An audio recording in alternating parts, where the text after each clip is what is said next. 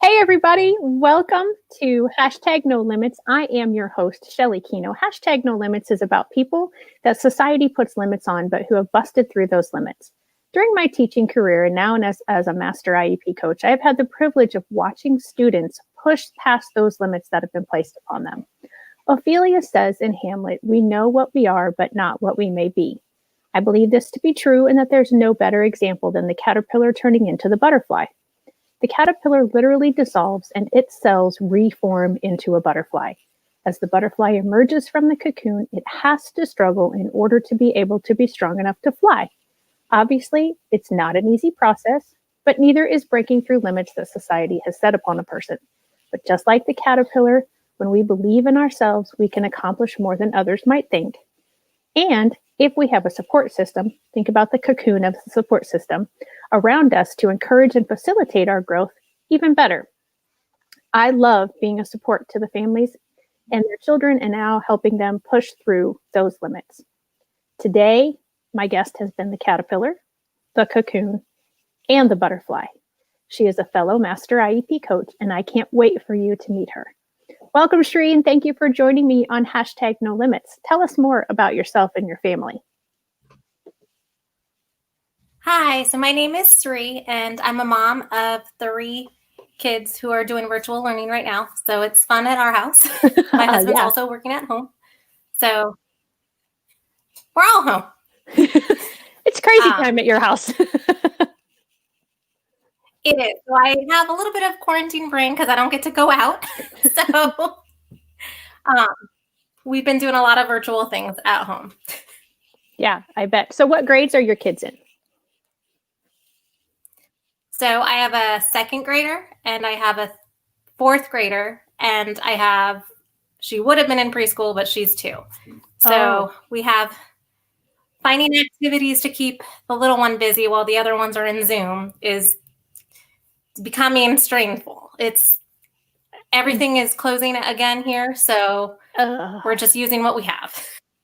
Yeah, my daughter is 21 and in college, so I'm so thankful that I do not have to figure out all of this stuff that those of you in the parenting during remote learning are having to go through. And then to have multiples. I was only blessed with the one. And so it would have, I think, been challenging with one, but I feel like it would almost be impossible with multiples. It's good and bad. So the socialization, because that's my biggest thing, is I want our kids to be socialized. So having 3 is great for socialization. Keeping them all busy and separate and finishing their work has been challenging. Yeah, I bet.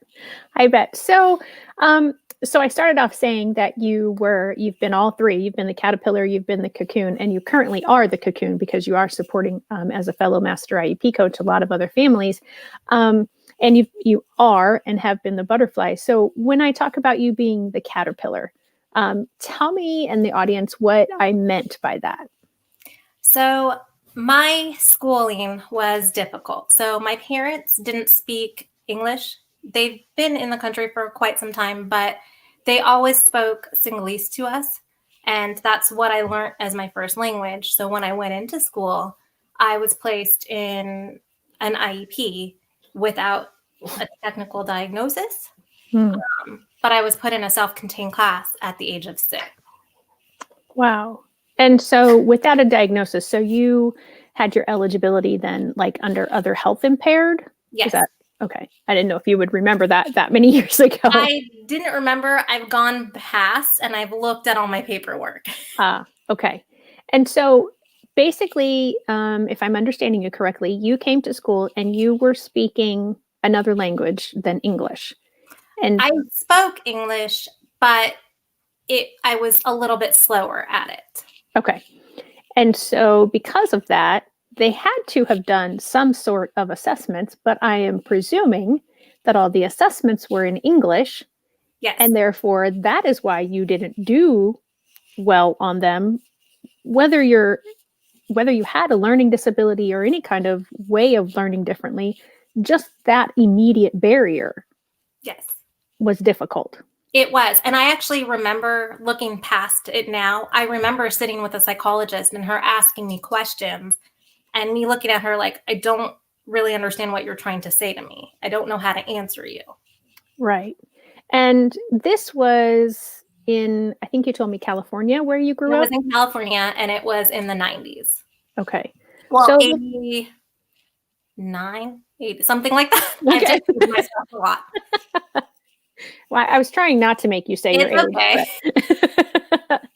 okay. So that at that point, I mean, the law had been in place a long time, and in California, I mean, I've not lived in California, but my understanding, and I don't know, maybe this is incorrect, is that there are a lot of people who aren't necessarily native English speakers. Yes. And part of being eligible for an IEP, one of the criteria that is used to determine if it is truly a learning difference is whether or not your family and you have a native language of English. So the fact that they seemed to not have cared about that or not have been able to do anything about that bothers me first and foremost. So, okay, so you went into school and you went into a self-contained class. I did. So I was placed in general ed. So kindergarten, it was fine. And first grade is where I started having the problems. And I want to say it was like probably second quarter, they pulled me out and they put me in a self-contained class. And nobody told me anything. And they just said, this is where you're going to be from now on. And your parents not speaking English and well, they spoke English. Okay. They didn't know. They just assumed that it was the right thing. Because you have this institution known as the school system. And so are you their only, or are you their oldest? I'm their youngest. So I have a brother. Okay. And my brother did fine in school. Okay. So when it came to me, I think they just assumed that the school knew best. Mm-hmm. And I think the school district had approached it as, look, she's having trouble. This is what's going to help her. This is what she needs to be in. So without kind of questioning it, my parents just went along with it because the school district to them was trying to help me. Right. Because if you don't know, you don't know. And that happens a lot, not just for families who speak other languages, but it also happens to families who their child is struggling and they think, or their child has behavioral issues, which we're going to get into that because you are an ABA therapist. So your family is trusting that things are the way they're supposed to be. We're first, second grade now. Well, when did you start to think this isn't right for me? So I started realizing that I shouldn't be in that class probably third, fourth grade, but I didn't really understand the difference until I hit fifth grade. So that was when my former classmates from kindergarten, we had a very small school. So my former kindergarten friends, we were all graduating, and I was told that I couldn't go to the graduation because I wasn't part of that class. Oh. So that made me feel horrible. I'm like, I go to the same school. It was very difficult for me to comprehend at that age, like, what is happening. Right. And I was put in a class with the kids with high behaviors and the kids that really needed a one-on-one. And I didn't feel like that was a proper placement for me. Right. So around fifth grade, you started to self-advocate. Yes. I started asking why. Right. Well, and to me, that's advocating, because if you're not just taking the status quo, then you're standing up and saying I need to do something. This isn't right. Yeah. So what kind of answers were you getting when you were asking why? So at that age, they wouldn't tell me. So I asked my parents, and they couldn't really understand why. So my parents hired a private tutor for me. They said, this is what the school wants. This is in your best interest. And And I kept on saying, why? So I started pushing back. But in my culture, that's very Sure. disrespectful. So it became a situation where I was being a disrespectful child instead of just go with the flow kind of person. And I'm sitting there in my head, but I don't understand. Just someone tell me why I'm here. Right. Yeah. You just wanted to know why, and no one was willing. And so therefore you go through all of elementary school, Yes. receiving special education services. And did you think that those services were helping you, even though you didn't necessarily know why you needed them? No. And looking back on it, I think they actually hurt me more than they did anything, because it was not a fair placement. It was not an appropriate placement, and it didn't fit the idea law anyways. So it was a really big mess.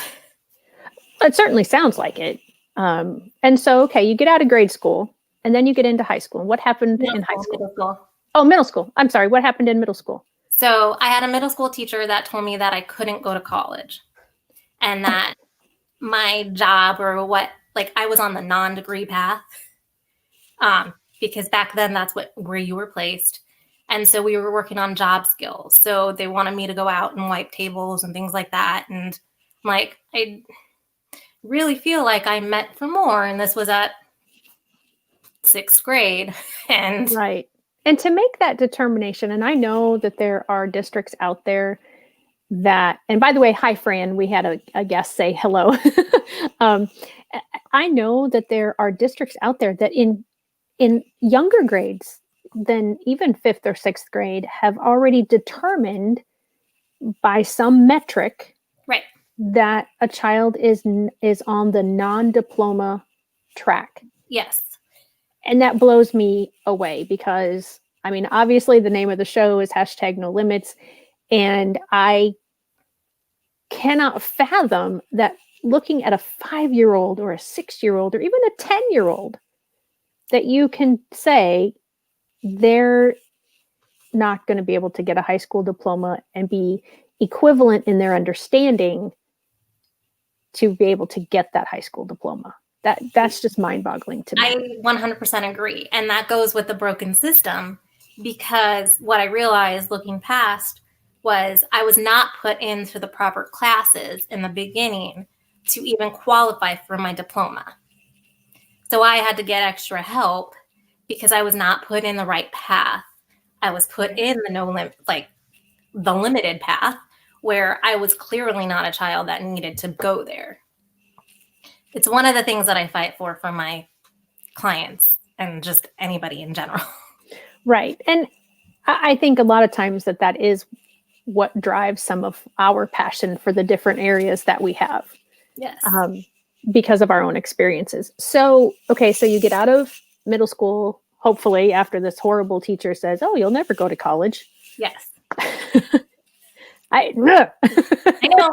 Oh, I know. I will. And it didn't even happen to me. So, well, I'll tell you what happened when I saw that teacher at the park when I was with my kids. I'll let you know. It was not a pretty conversation, but it needed to be had. And I'm really proud of you for doing that. I know that I've had some people on and they've had similar situations where someone has said to them, "You're not going to do this," or "You'll never do this." And they have done that thing.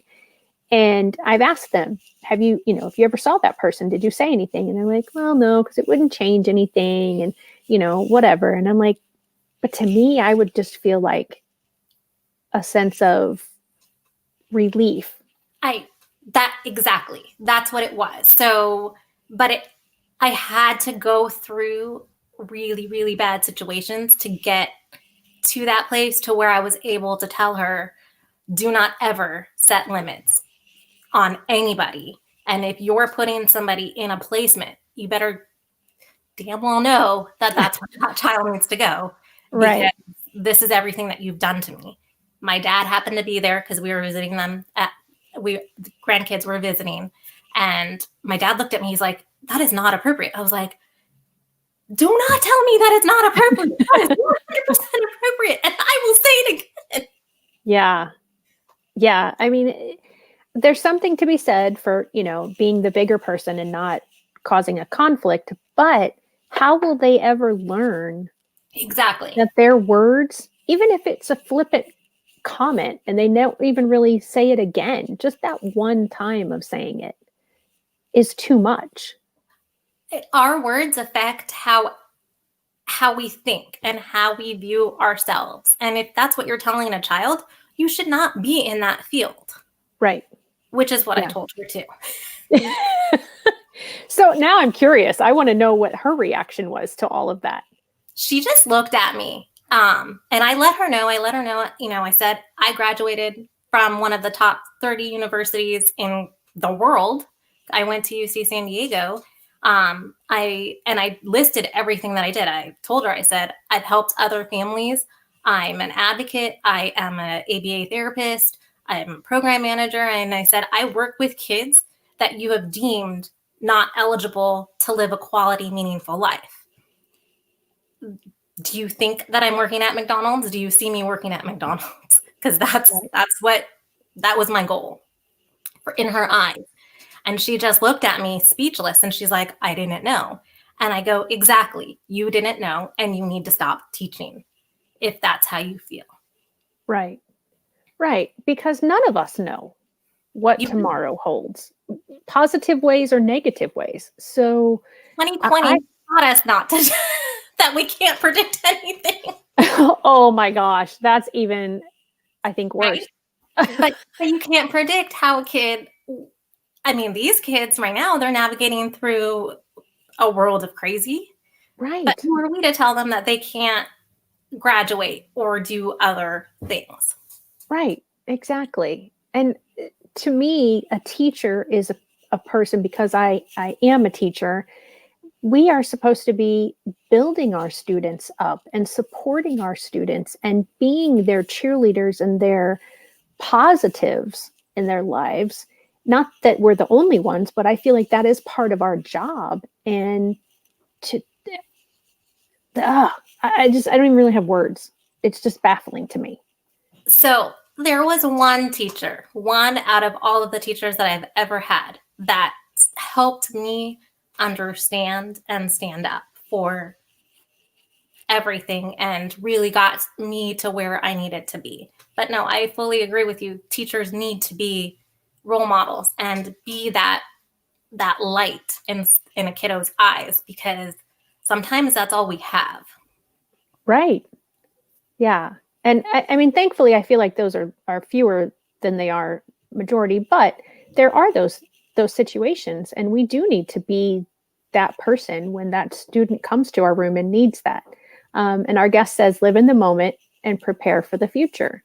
And that's so true, because like we said, none of us know what tomorrow holds, whether that's us growing and blossoming into one kind of into one kind of butterfly, or something negative happening and us ending up in a different situation than what we thought was going to happen, positive in our future. So who was that one teacher? That was my psychology teacher, and his name is Mr. Bushner. He pushed me. So I sat in his class and he came to me and he said, I want to show you something. He's like, I don't think that you really have sat down and looked at what your IEP says. So he walked me through what my IEP said. And he said, it says you're on a non-degree path. This is what they think your future is going to hold. And he goes, but you're not that. He's like, what they say on paper is not true. And so he was the person that I kept on asking, why? How do I fix this? What can we do? So he worked with me and he started going to my meetings and he helped me advocate and learn what I needed to do when I was a freshman in high school. So he helped me mainstream into regular ed classes. He got me tutors. He helped me understand what I needed to understand to get my high school diploma. But it took a lot of work because I had to catch up with everything that I had missed from elementary on. Yeah. Oh my gosh. So I imagine that was a lot of your weekends, a lot of your evenings, possibly even time in the summer. I did have to go to summer school. And I worked so hard just to graduate with an actual degree. Then he said, "You're ready to go to college." And I was like, "Well, people are telling me I can't." And he looked at me, he's like, "You can. Do you know what you just did?" And so he told me, he goes, "Just try it." He goes, what happens if you fail? You fail. Like, it's not a big deal. So we set up my junior college. I went to junior college. He set up my schedule. And he goes, "Take a psych class." He's like, "Because you seem to like it." And he was correct. And I passed with all A's without needing extra help. And so I went on and I took more and more psychology classes, and I graduated with a AA, and I transferred to UCSD. And I graduated UCSD with honors. So, and that's what I told her. So, and I went back and I have my master's degree in human behavior. And I just took Catherine's mentorship course. So clearly I have the ability to learn. I just needed to figure out who would believe in me and what tools I needed to get there. Right. So something I wanted to pull out of what we have said so far, and it is going to be sort of a silver lining, or I don't even know if it's a silver lining, but that you were on the non-diploma track and you were able to change that. Yes. So the encouragement that I want to give to people is, if your child is on a non-degree or non-diploma track and you find that out, or if you're a student listening and this is happening to you, you will have to work hard. As Sri said, she had to do summer school and she had to put in a lot of extra time, but her life is vastly different because she put in that time and that effort. So just because you're possibly on that track right now doesn't mean you have to stay there. It's not going to hold you back. Yeah. You can, if you have the determination, you can do it. Yeah. And most of the kiddos that I've run into that are like the in-between paths are thankful for people to push them, because the limitations that were put on me, it's not something that I would want for anybody else. And if you're in that path and you need words of advice, I will walk that path with you. I will show you what you need to do. Any of our master coaches will help you. Yes, absolutely. Yeah, we were both just on a call with Catherine, or a training with Catherine just before. And I'd said in that, and I'll say it here, that was probably one of the best decisions that I've ever made, is going through the Master IEP Coach mentorship and having all of the Master IEP coaches across the country now in the network, and being able to tap in and say, "Hey, this is what's happening. Does anybody have suggestions, or has anyone, had this scenario happen?" That's how you and I met. I mean, you and I do not know each other. This is the first time that we are seeing each other face to face, and there's just this nice bond and this, mutual respect and admiration for what each other does, because we don't all focus on the same area. Yes. So getting to that, but before I do, is there anything else you want to say about your elementary, your high school, or your college days? In there, I had scoliosis. So that's right. That made me different also. So I had to wear a brace. Then I went in for surgery when I was 21, and I had to relearn how to walk. It was a nearly 10-hour surgery. So I had to go through PT. I couldn't drive for 6 months. There was a lot of things that I had to relearn because of my body. I have 2 titanium rods in my back, and oh my gosh. Literally, I've just had to reteach my body how to do things, like even how to bend to pick up things. So it's things that I take for granted. They didn't think I could have kids, but clearly I proved that wrong.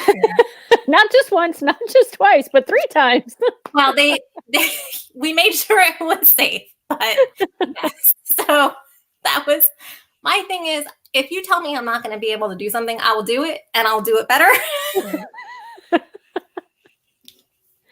Yeah, we probably have that in common because I'm sure my family would say the same thing about me. And yeah, if someone sincerely believes that I will not be able to do something or I should not do certain thing, Yes, yeah, I'm going to do it. that's me 100%. Yeah, I forgot about the scoliosis, and I didn't. I mean, you did tell me that in our initial conversation the other day, but I didn't know you had to relearn to walk and to do all of those types of things. Um, so It might, again, yeah, go ahead. more limits that you're busting through in your lifetime. It's been difficult, but everything that I've gone through has made me realize that I'm here as a support, and I want my story out there because anybody that's experiencing half or all or some parts of what happened to me, the light is there and you can use that to support and help other people. Right. And, you know, on this show, I've had people that are presidents of companies or, you know, they're well known in their community. But one of the reasons, probably the main reason for doing this is that it's the average person that lives next door that I want people to stop setting those limits and stop having that mindset of, oh, they're not going to be able to do something. Now, you know, I don't mean that to say that anybody can be anything and do everything, but to quantifiably say to somebody, you will never Yes. X, Y, or Z, that is not appropriate in my opinion. I Yeah. They're words of hurt, and people like us will flip them and say, well, yes, I can. So those are words of encouragement to us. Right. It can cause great psychological damage to anybody. Yeah. And I saw a therapist for years because I was a psychology major. So I was working out all my issues with Right. me and just everything. I have been for a couple years because it got to me, and I was a depressed teenager because I knew that I could do other things. Right. Yeah. And I think that's often an area that is looked over is the mental health side of things. Yes. And anytime I would get a new student when I was teaching, I would tell the parent, you know, I'm not just working on their academics. I am working on the whole child because most of the students, by the time they had gotten to the point where they knew that something was up, you know, they had multiple years of red marks all over their papers and teachers telling them, you know, you can't do this, you can't do that, you shouldn't do this, and having, you know, putting so much effort in to their studies only to get things back all marked up, you know, or and to be told you didn't try on this. That's why you got all these questions wrong. And I mean, that goes with, how do we know if that child didn't try? And when I work with kids like that too, we always start with something that they can do and build up, because it's the momentum, it's the psychological momentum that they need. My son, very similar. I post a lot about him, and he's okay with me sharing his stuff. So he's a very much of a perfectionist, and yesterday was a terrible day for him because his teacher came back and said your work was messy. And I can't tell you how much he tried and how long it took him to finish his work. And to say that to a kid that it's on a technical app, he doesn't know, he's in second grade, he's not used to this technology. Right. How are you going to say that to him? Yeah. And I think oftentimes that teachers really don't mean harm, Right. but they're not thinking about how their words might come across. And not just teachers. I mean, there's, you know, the parents, the siblings, the aunts and uncles and cousins and whoever, you know, whatever. Doctors, I've heard so many times that doctors have told kids, well, you'll never do this and you can't do that. And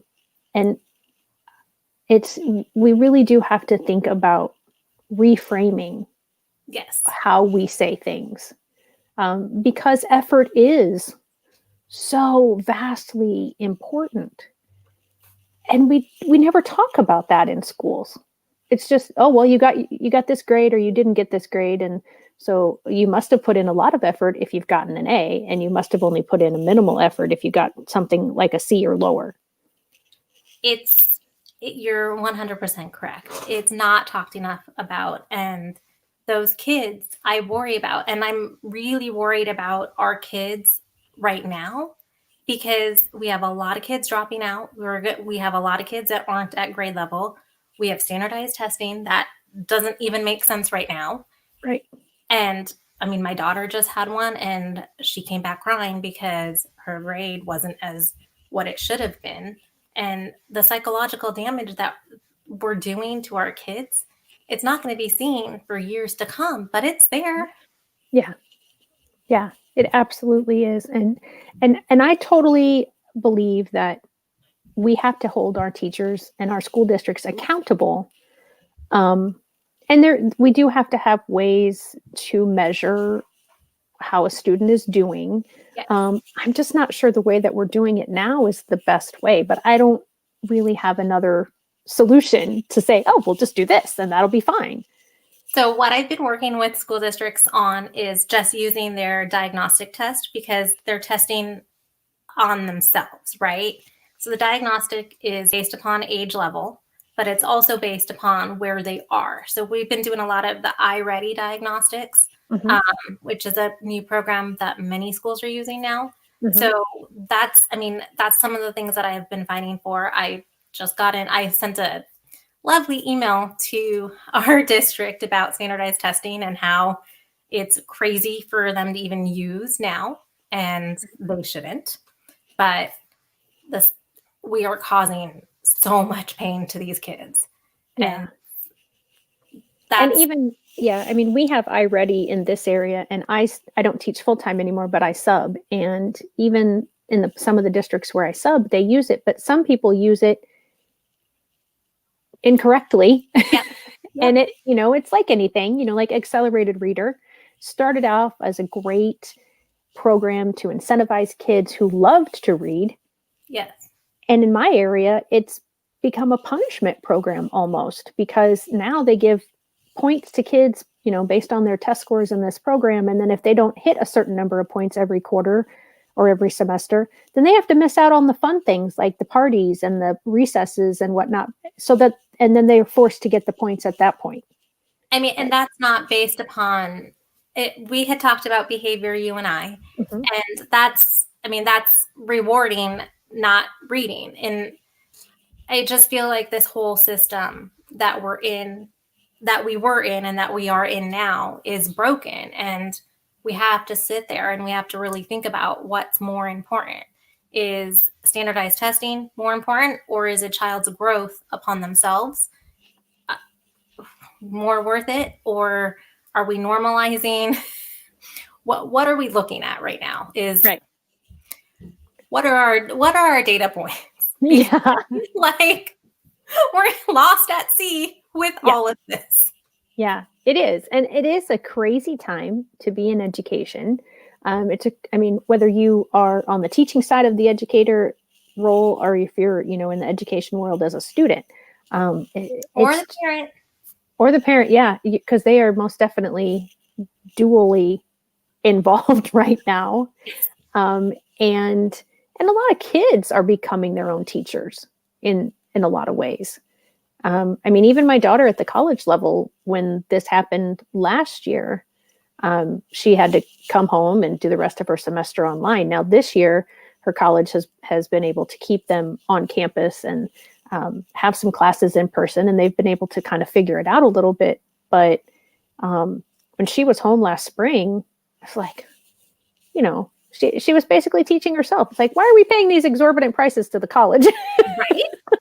I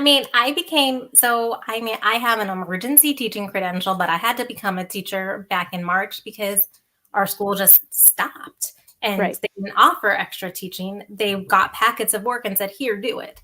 Well, how are you going to do it if we don't know how to do it? Right. Exactly. Yeah. So this is something that Fran said. She said, individuals are just that, unique to themselves. Yes. So yeah, and talking about the diagnostic data and how they're growing. We have to start measuring our kiddos, our IEP kiddos, our 504 plan kiddos based upon themselves rather than society.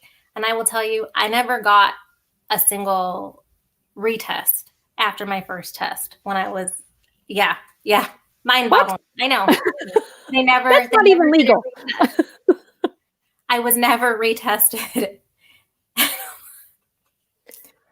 Wow. Yes. So oh my goodness. It's something, these IEPs and kiddos with 504 plans have my heart because I was one. And I like that we are building a nest, a cocoon to hold them and help them, because I think without us, I don't know what the world of special education would look like. Right. Yeah. So let's talk about that. So you've graduated college and you have your master's degree, and so you became an ABA therapist. So explain what that is and what the goal of ABA therapy is overall, and then we'll get into some more finer points. Okay. So ABA is applied behavioral analysis, and it really it was started for kids with autism, but it's behavioral principles. So there's lots of negative talk about ABA, but the long run of it is it's really just it's behavior modification, and that's what it does. I was trained in ABA, but there's many different types of ABA. There's verbal behavior, there's pivotal training, there's DTT, there's a lot that goes into ABA. What is I know what DTT is because I've been trained in it. Child training. Okay. I think I got that. Yes. Yep. That's what I was always told it stood for anyway. Yes. So when you're sitting at the table and you're going through cards and multiple repetitions, I would say that's very old school thinking. And it's not something that I was trained in it, but it's not something that I feel is helpful unless if it's an academic skill. But that's my 2 cents. So, well, hey, this is about you, so you get to share your 2 cents. People will fight all the time with that. Yeah, well, but unfortunately, I think in today's world, people are going to fight about anything. So, yes, I agree with you. But I mean, I was trained with the assumption of behavior is looking. So I'm gonna back it up a little bit. So I worked with kids with autism. So they had a difficulty in communication, right? So I was trained in a program called verbal behavior. So you looked at their words, and the main point of verbal behavior is to increase communication. So that's asking for items. I want water. I need a diaper change. Because younger kids will ask for things about 350 times a day. Right. True. So that principle is to increase the amount of demands that kiddo wants. Then you have labeling and conversations, what we're doing right now. You have social skills in there. You have following directions, listener responding, basically an entire school year's worth of things in this program. Everything that we work on with school, I've raised my kiddos on it.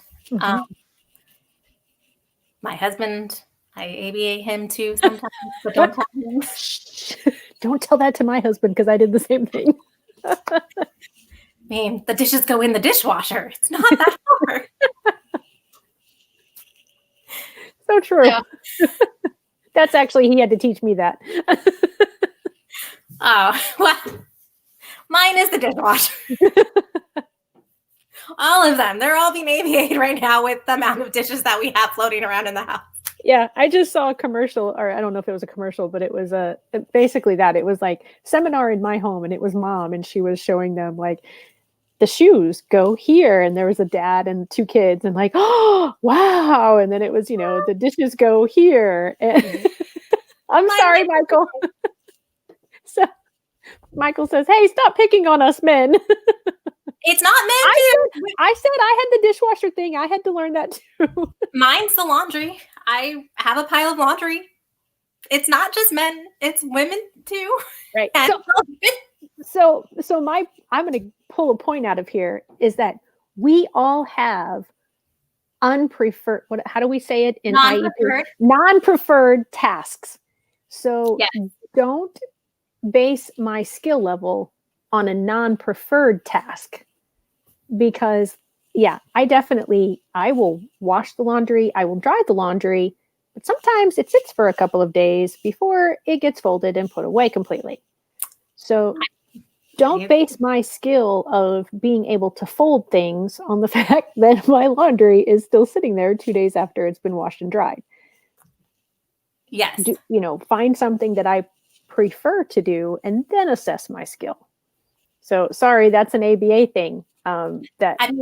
We do that, but don't make assumptions. Don't limit our capability of anything by our non-preferred tasks, which we do all the time to kids.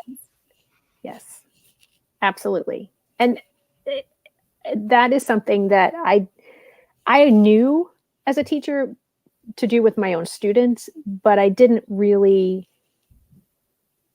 have the idea of the difference between preferred and non-preferred tasks until taking Catherine's mentorship and having her point that out, that don't assess kids when, because we hear that. And I heard that so often from teachers of, well, they can do it when they want to. Well, I can fold laundry too when I want to, but I need extra motivation when I don't want to. Well, back to the motivation. So with IEPs, when I write IEPs, I write motivating what they're motivated for. So we will write a reward system on a behavioral plan because I feel like, again, this is something that nobody remembers to put in. You work to get paid. We all work to get paid. We like what do our kids like? Well, they don't have the intrinsic value of grades. So you have to find something that motivates them. I'm potty training my little one right now. She only gets M&Ms when she goes to the bathroom. She hasn't gotten M&Ms because she hasn't gone to the bathroom.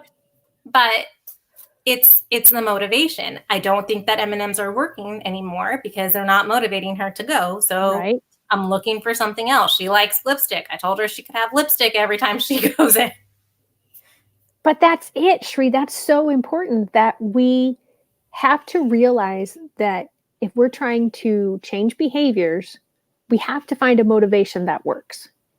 Yes. And I have been in districts where they have wanted to use the same discipline for every student. And then, I had kids who were getting lunch detentions or after school detentions constantly. And yet the teacher didn't understand, well, why isn't the behavior changing? Well, I'm not really sure which one of the learners is having a problem catching on at this point. Is it the student or is it the teacher? Because if you're doing the same thing and the results are not changing, you need to change something. I see this all the time too. This is why it's called an individualized plan. Right. We don't just cut and paste. Right. And I will admit it, when I was a program manager for kids with autism, I cut and pasted, but I made that program and I made the rewards and I made that system individualized to that child. So you can have generalized goals per se, but you have to individualize it to get the end result. Right. I can't tell you how many times I see this in districts. Even asking We're both like, right now. It drives me insane because we forget that these are kids. They're not going to want to do things for free. Right. And we're not saying, so I don't want anybody who maybe just joined. I know, and this, my mom wouldn't count in this regard because she doesn't have kids that she's doing this with anymore, but she did join late and she apologized for that. But we're not saying you have to reward every single thing every single time. No. there is a strategy to ABA specifically. And I don't think I've ever mentioned this in this program, but I have developed my own behavior program, and it uses components of ABA. It uses components of crisis prevention intervention and nonviolent crisis intervention. And there are great things that I have used from multiple strategies that I was taught, and ABA is one of them. But yeah, the motivation is definitely such a key factor. Whether you want a positive change or you're trying to get rid of a non-preferred behavior. So Fran says, you know what assume means. So yes, we do.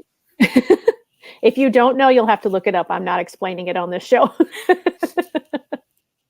And then she says, reassess. If you're not getting anywhere, probably missed something crucial. And that is so true. And we often forget to do that. You know, we just get so busy and so routine in what we're doing that we don't often have that ability to stop and think outside the box. And that's what we come in as Master IEP coaches and help teams look outside the box. And I think that you and I do a really great job with that, because we look at it from a behavioral point of view. My other point with that too is we have to look at the why. So this kind of works in regards of behavior and why is this kiddo not meeting this goal? Where is the why? Why is this happening? I was answering an autism society question, and a mom on there said, you know, my child is having such crazy behaviors. And a bunch of people were like, oh, do this, give them a timeout or ignore it. And I go, why? Why is this child having this behavior? Are they frustrated?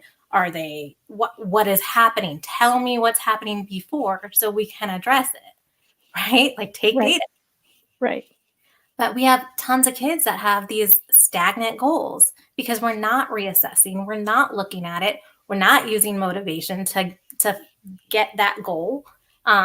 It's like an ever-ending loop. Like we have to stop.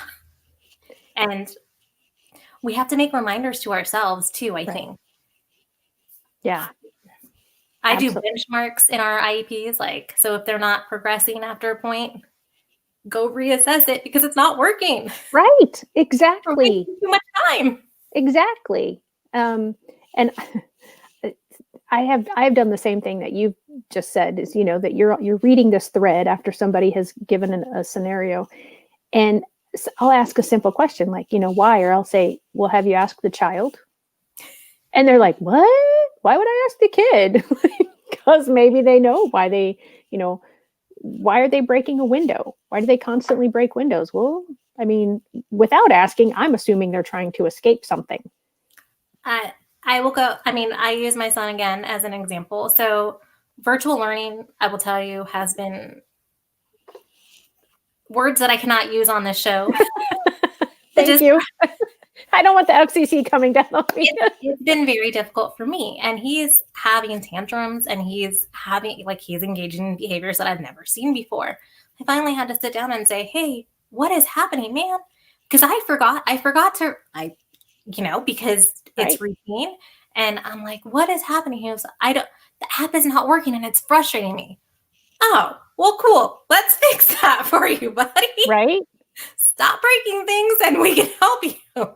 Right. Exactly. And sometimes it does. It just takes that, oh my gosh, you know, so anybody that's watching with us live or watching the replay, we're not saying that we do these things perfectly.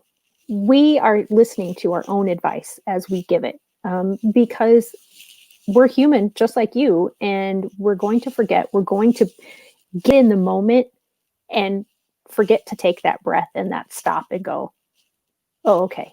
You know, we lose our temper. I shouldn't say we, because I've not been in Sri, but I lose my temper. I do. Okay. So we lose our temper sometimes. We lose our cool. We go through everything, all the same emotions that you go through. We're just hopefully giving you some ideas when you can take a second to think. And Fran, I love this. Don't like boxes, prefer bean bags. We're going to that might be Fran I do another stream on Fridays called Friday with Fran. And this is the Fran that I do that with. So Fran, that might be our topic this Friday, because I really like, and I have some ideas in my head, but I don't know if that's the same ideas that you have. So she also said, what if you reassess and still can't find the key component? I'm going to give that one to you. So then I would say, well, are you talking about a goal or are you talking about a behavior? I'm going to guess behavior, but I'm going to let Fran answer that for certain. Just because I'm give you two different answers. This is true. Behavior, I will tell you, behavior has a definite changing point if you target the correct behavior. Yeah, she says behavior. If you're looking at a behavior, okay. So if you're looking at a behavior, you have to have multiple data points. So if you're in a school, you ask for a functional behavior assessment done by a BCBA, and it has to be a BCBA. It cannot be just a regular school psych. It has to be a BCBA because they're going to be invoking behaviors in a kiddo, and it has to be done ethically. So don't be going to the school board if you guys don't have a BCBA. Every school should have a BCBA, but they don't. So they're going to have to contract one out. BCBA has to do a functional behavior assessment.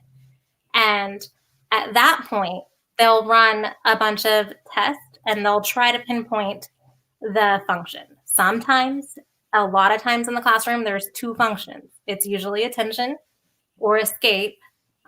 Attention is always either the main one or an underlining one. And attention is really difficult to kind of take away. So you work with the students and you work with the teacher. We have a lot of attention seeker kiddos that I work with, and one just loves to blurt things out in class. So we've taught his teacher not to respond. So he doesn't get a response. And then he'll provoke his classmates and the people that sit around him. We've taught them not to answer him if he's not behaving appropriately. Mm-hmm. So to answer your question, you have to have the data, or you need to figure out the motivation too. So you might not have a correct replacement behavior. Does that make sense? Well, it does to me. So a replacement behavior, for anyone who doesn't understand, so we often do this, and this is a point that I make frequently on my own page, is you can't just tell kids, don't do something.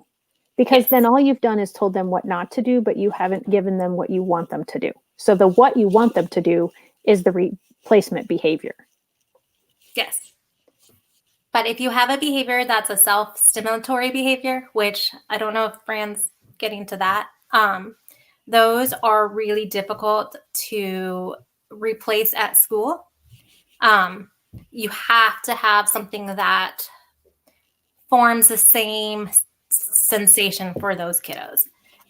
If I notice that a kid has to have STEM, I will incorporate a break in that time that we think it's happening and let them do their break and allow them to STEM, but come back to class.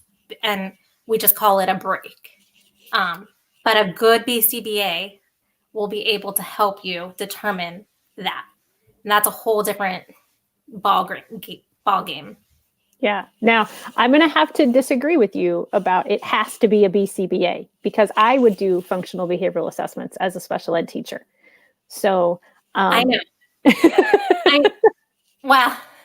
And I understand what you're saying, is it really should be somebody other than, or at least I think this is what you're saying, other than the teacher directly involved with the student,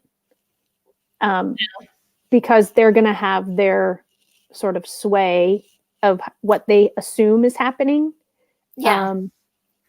And it helps to have somebody who has studied a lot about behaviors, and like we just talked about, the underlying reason and the why behind it. What is it trying to communicate? That's something I say a lot, is behaviors or communication.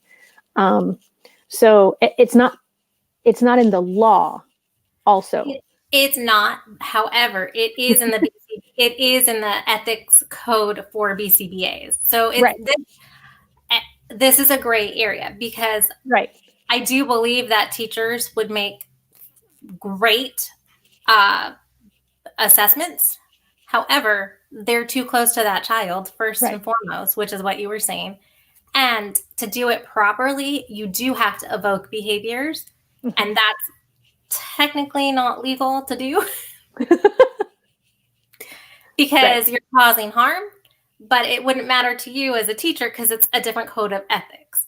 But the reason why I say bring in a BCBA, because if you have a behavior plan and it's not changing and it's been like 6 months or more, then I say ask for a BCBA, because a set of eyes that just focus on behaviors can really help that kid. Yeah, absolutely. And I agree with you that it there's a lot more to it than just going in and watching. It's complicated. Like a true functional behavior assessment, it's very complicated. I don't like doing them. Well, Sri, this has been awesome. And I think you and I mean, like I told you the night when we talked, just for me to get a little bit of idea where to go with this conversation, that we could talk for hours. It's already been almost a full hour since we started. So I want to make sure that if anybody would like to get in contact with you, they have some ways to do that. So what are some ways that people can follow you or reach out to you if they would like to? So you can find me on Facebook at Sri Hatharasinghe. I might have to tag Kelly or Shelley on the thing because it's my last name is very long. Yeah, did y'all notice I didn't say her last name? I can say Gerschler, but her other name I would so butcher it. So my full name is Sri Hatharasinghe-Gerschler. So you can type that in. I can tag you in a post so you can see it. I'm on Facebook and I'm on Instagram. I'm on Instagram as Sri Gerschler Master IEPs and more. And you can send Shelley a message and we can get to you. But I really enjoy talking to you. We can talk behavior or anything for days. Right. Yeah. And behavior, I think that's such a big topic to cover that, it's definitely one that could be spoken about for hours and we'd still never cover all the bases. So Fran says, thank you. Her behavior that she was talking about was avoidance. So that's a little bit different than what you were talking about as far as attention, but yeah. There's lots of things you can do for avoidance. Right. Yeah. And so on that note, I'm going to wrap it up and I'm going to thank everyone for joining us today. Thank you, L.A. Jansen. Thank you, Michael. Thank you, Fran, for commenting and being with us. And anyone else who was here live that we didn't know about, I appreciate you. I appreciate those of you who are watching this in the replay. If you'd like a free IEP checklist or virtual IEP checklist, you can go to my website, shelleykino.com. And do you have a website, Sri, or not? I can't remember what you told me. Okay. That's not a problem. I just didn't want to leave that off for you if that was an option for you. If you need myself or Sri to help you, if you're in the IEP throes right now, we definitely are willing and wanting to help you make the world better for all, one IEP at a time. Thanks, everybody. Thank you for letting me share my story. Absolutely. Thank you for being here.